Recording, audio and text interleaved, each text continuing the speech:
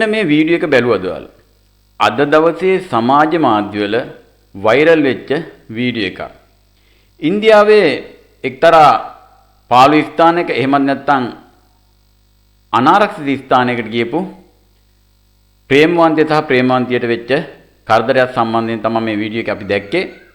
ඉතින් මෙතනදී මත්ද්‍රව්‍ය වලට ඇබ්බැහි වෙච්ච එක්තරා තරුණ කණ්ඩායමක් ඇවිල්ලා මෙන්න මේ කාන්තාව බලහත්කාරයෙන් දූෂණයකට ලක් කරන සිදුවීමක්. ඒ විතරක් නෙවෙයි දැනට වාර්තා වෙන අන්දමට දූෂණය කළ ඉවරලා අන්තිමේට මේ කාන්තාව ඝාතනය කරනවා. දැන් මේ සිදුවීම ගැන ඔයාලත් එක්ක කතා කරන්න තියෙන එහෙමත් නැත්නම් ඔයාලට දෙන්න තියෙන පණිවිඩය තමයි ඒ සිදුවීම තවත් එක් සිදුවීමක් පමණක් වෙනවා.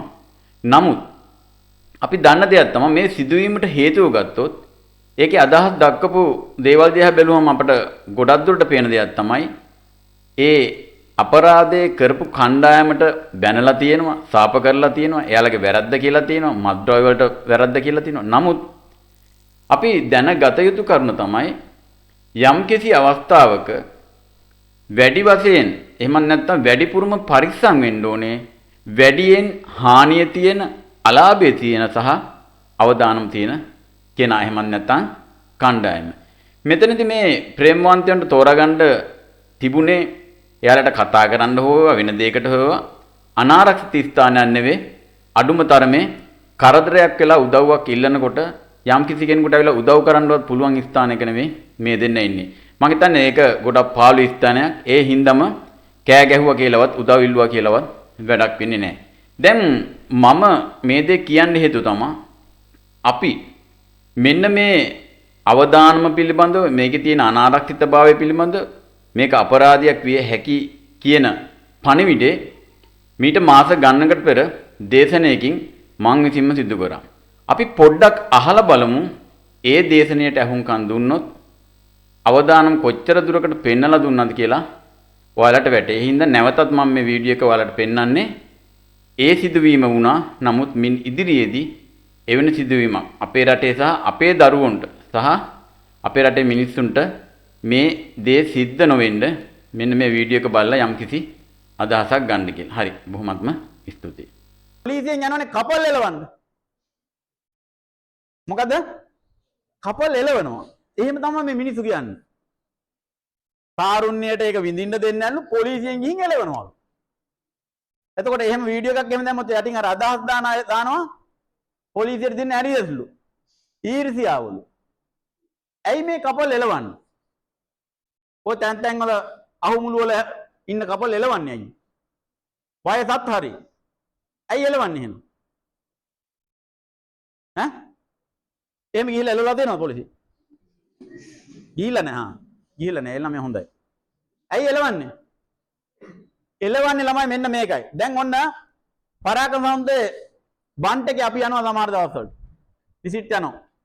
ගිහිල්ලා බන්ට් එක උඩ තියෙනවා. දැන් හොඳට අහගන්න. බන්ට් එක උඩ තියෙනවා බයික් එකක්.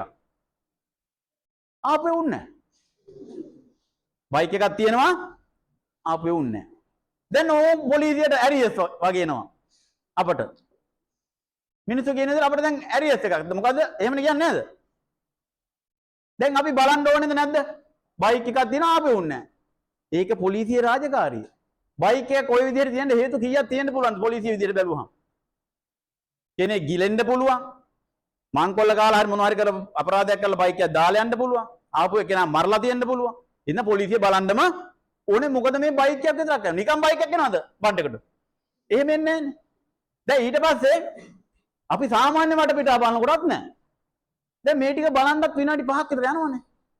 ඊට පස්සේ අපි බහිනවා ආපු එක ගිලිලවද්ද දන්නේ නානකොට කියලා පල්ලෙහැට. පහල ඉන්නව දෙන්නේ. සෑහෙන වෙලාවක් යනවා හොයාගන්න.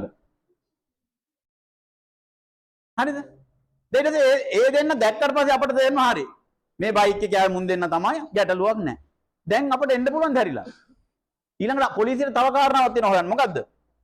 වයස අඩු ළමයි දෙන්නෙක්ද නැත්නම් වයස අඩු ගෑල් ළමයාද මේ එක්කන් ඇවිල්ලා තියෙන කියලා හොයන්න ඕනේ නැද්ද? නැත්නම් බලෙන් අරගෙන ආවද? දෙමාපියන් හොරෙන් අරන් ඇවිල්ලාද? ආන්න ඕනේ නැද්ද? එතකොට අපිට සිද්ධ වෙනවා කවුද ඔයාලා කොහෙද කියලා අනන්‍යතාවය තහවුරු කරගන්න සහ වයස් සීමාවල් බලන්න. අහපු ගමන් එයාලා කියන්නේ මොකද්ද? ඩෙන්ටිටියක් නැහැ. වයස 20යි දෙන්නටම ඩෙන්ටිටි ගෙනාවේ නැහැ. එහෙනම් කමන්නේ ඩෙන්ටිටි ආයෙ එනකොට ගේන්න කියලා යවන්න පුළුවන්ද? ඊට දාලා ළමයා මරලා දාලා දෙමුත් ගෑල් ළමයාව. බලෙන් ගෙනල්ලා. නෑ අපි ඒව තහවුරු කරගන්න ඕන. ඒ මුවම සමාජලට අපිට සිද්ධ වෙනවා ගෙදරට කෝල්ලයක් ගන්න කියන්නේ. මේවා සමාජ මානව හිමිකම් පැත්තෙන් ගත්තාම ගැටලු වෙන්නේ නැහැ. හැබැයි අපේ අරමුණ තියෙන්නේ මොකද්ද? එයාලට හිංසා කරන්න නෙමෙයි. එයාලට ප්‍රශ්නයක් තියෙන එකෙන් ආරක්ෂා කරන්න. ගෙදරට කෝල් ගන්න කිව්වම දැන් අලුතෙන් කරන වැඩ මේවා මේ අපි දන්නව. ඔය සමහරු කියලා එන්නේ යාළුවෙකුට. පොලිසියෙන් ඇල්ලුවම මං අම්මා විදියට කෝල් එකක් ගන්නවා. ඔව් ඒ සම්බන්ධයෙන් අපේ ගෙදරින් කැමති වයසත් හරි කියලා කියන්න කියලා යාළුවාට කියලා එන්නේ. හැබැයි ඉතින් අපි ඊට එහා අත්දැකීම් තියෙනවා. අපි ඉතින් සමහරලාට අම්මගෙන් ඇහුවාම ළමයාගේ සම්පූර්ණ නම දන්නේ නැහැ අම්මා. ඇයි ඒ? අම්මා නෙවෙයි කතා කරන්නේ එහා පැත්තේ යාළුවානේ. අපි හිතමු දැන් වයසත් හරි ගැටලුවකුත් නැහැ. ගෙදරින් කැමැත්තෙන් ආවේ. එතකොට පොලිසිය යන්න ඕනේද? තව වැරද්දක් වෙන්න බැරිද එතන? මොකද්ද? ඔය කපල් යනවා නම් අහුමුළු ගන්න මේ කියන්නේ දැනගන්න. යනවනේ වල නැත්තේ නෑ. ඒක යනවා එහෙම. ඒ අහුමුළු වල ලව් කරන්න ගියාම තව වැරද්දක් වෙන්න පුළුවන්. ගෙදරිනුත් කැමති. වයසත් හරි. අපි දන්නවා. දෙන්නගේ ගැටලුවකුත් නෑ. දෙන්න බඳින්නත් ඉන්නේ. අපි හිතමු බැඳලාම ආවේ කියලා. අහුමුළු වලින් ඉන්න එකේ වැරද්දක් තියෙනවා තව. මොකද්ද? මොකද්ද? ඔය ඉන්නේ අනාරක්ෂිත තැන්වල. ඒ පැතිවල ඉන්න මිනිස්සු අඳුරන්නේ නැහැ. සමහරව අර්ණගම් වල දිමුලාගල පැත්තෙන් ඉඳලා එන්නේ. ওই පැත්ත වෙන දේවල් කිසි දෙයක් දන්නේ නැහැ. ওই පැතිවල ඉන්න මත්ද්‍රව්‍ය වලට අබ්බැහි වෙච්ච අය. වැරදි ක්‍රියාවලට අබ්බැහි වෙච්ච අය. නේද? මත්ද්‍රව්‍ය භාවිතා කරලා ඉන්න අය. ඒ මිනිස්සු උතන ඉන්නවා. ඒ වැරදි වැඩ කරන මිනිස්සුන්ට හිතුවොත් මේ කපල්ලයක් ඇවිල්ලා ඉන්නේ දුරින්. මුන් මේ ගැන දන්නේ නැහැ කියලා. පිරිමි ළමයාගෙන් ගිහිල්ලා සල්ලි ඉල්ලුවොත් පිරිමි ළමයා විරුද්ධ වෙනවද නැද්ද? ගෑල් ළමයා ඉස්සරහ විරුද්ධ වෙනවා. ඒ වුණොත් උන් බලෙන් ගන්නවා. ඒ බලෙන් ගන්න එකට විරුද්ධ වෙන්න මොකද කරන්නේ? පහර දෙන්න පුළුවන්, මරන්න පුළුවන්. ගෑල් ළමයාට කරදර කරන්න පුළුවන්. බේර ගන්න කවුද ඉන්නේ? බේර ගන්න කවුරුත් එන්නේ ඇයි ඒ? පේන්නේ නැහනේ. බයික් එකක් විතරනේ පේන්නේ. අන්තිමේට ඔය පරාක්‍රම සමුද්‍ර වැව්පිටියේ කපල් එකක් මරලා දාපු සිද්ධියකුත් තියෙනවා. දවස් ගානකට පස්සේ තමයි දෙන්නගේ මලමිනි දෙක හොයාගත්තේ. ඒකත් අහම්බෙන් දැකලා. සමහර ළමයිට කරදර කරලා යනවා ගෑල් ළමයාට. එයාලා පැමිණිල්ලක්වත් දාන්න නැහැ ගෙවල් වලට යනවා. ඇයි ඒ? ගෙදරට ගිහින් කියන්න බෑ හොරෙන් ආවේ. එහෙම සිද්ධි ඕන තරම් තියෙනවා. පැමිණිල්ලක්වත් එන්නේ නැහැ. දෙන්න විඳ දරාගෙන ගෙදර යනවා.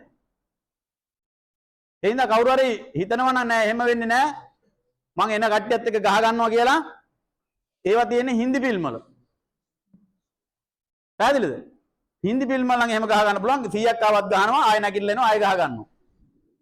සැබෑ ජීවිතේ පොලිසියෙන් ආවොත් ඇරෙන්න. ඇයි ඔතන මොකද කතාව?